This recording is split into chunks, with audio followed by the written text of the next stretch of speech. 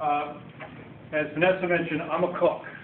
I represent the other end of the food chain. A very avid gardener myself. This morning, my daughter and I were planting cabbage seedlings. She's into doing that, but I just need to work on getting her to eat the cabbage.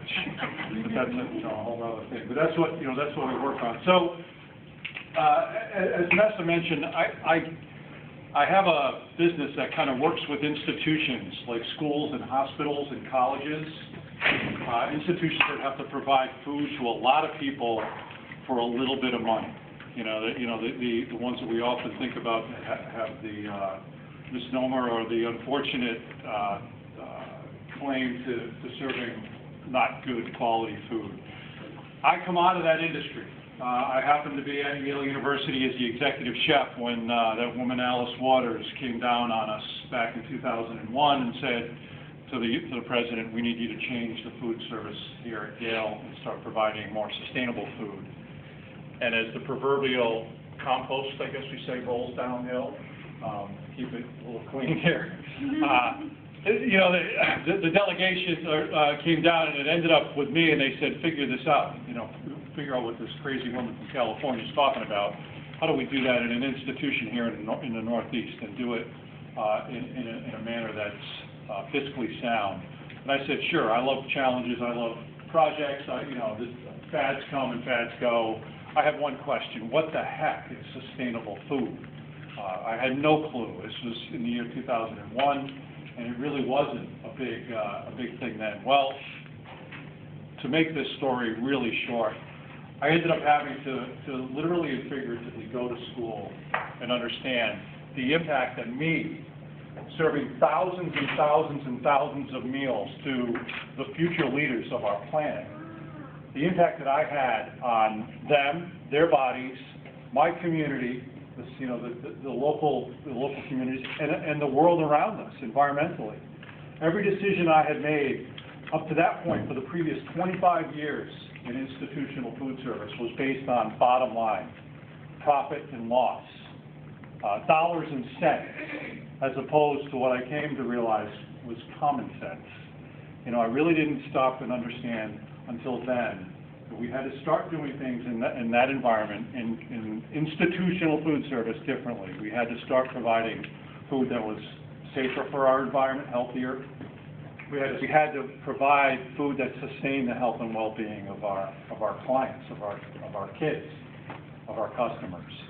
Well, we did it, and it worked. And how we did it is a story that we have nowhere near enough time for today, but and the stories that I could share.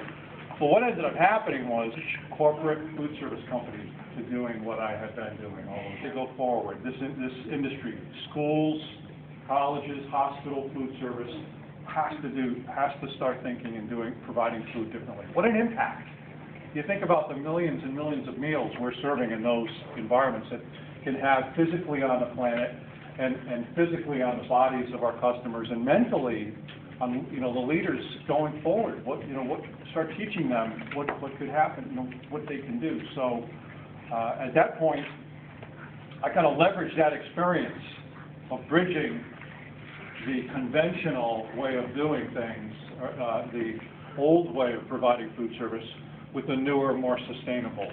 And we figured out how to build that bridge. And that's what 7 years ago propelled me into starting a company to consult with other institutions to provide more food. You rattle off a few of them. The Jamie Oliver one. Did anybody see the food revolution in West Virginia? Jamie Oliver food revolution? We were the chefs behind the scenes down there. We had to go in and we were calling the reality behind the reality show. But it's all about changing.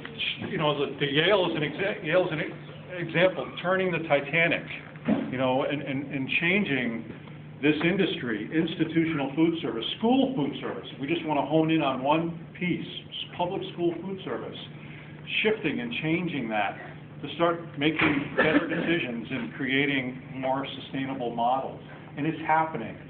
We're blessed in the city of New Haven to have a forward-thinking food service director now, who's actually a chef, Tim Cipriano.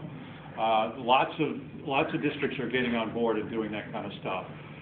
So it's, you know, when we think about school, if we want to just hone in on the school piece, we need, one of the key aspects, besides changing the menus, is changing the mentality of the kids, the customers. And one critical way, one critical tool, this is all coming back here, folks, I promise you, to what I understand the premise of this is, one of the tools is teaching them where food comes from.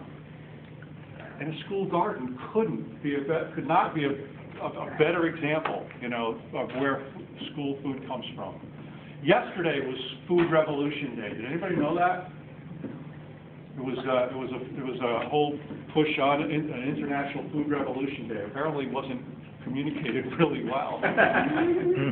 But you know, it was a lot of us in the industry trying to do something to rally and get people around. I went into a school on Friday that's growing their own lettuces and work with third graders, teaching them how to make their own simple, healthy salad dressing, how to read a label on a conventional salad dressing, that, you know, and look with 32 ingredients, and how to make even a ranch dressing with yogurt and buttermilk, you know, something. So these are the ways to really start connecting their gardens to, you know, to their stomachs, their curriculum.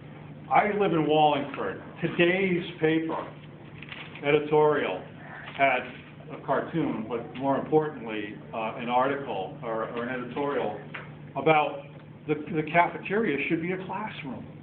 You know, we need to start looking at the opportunities through the stomachs and then into the minds of our kids, the future leaders of our planet. So that's kind of my passion, if you can't tell, but also, you know, my belief in what we need to do and how we need to do it.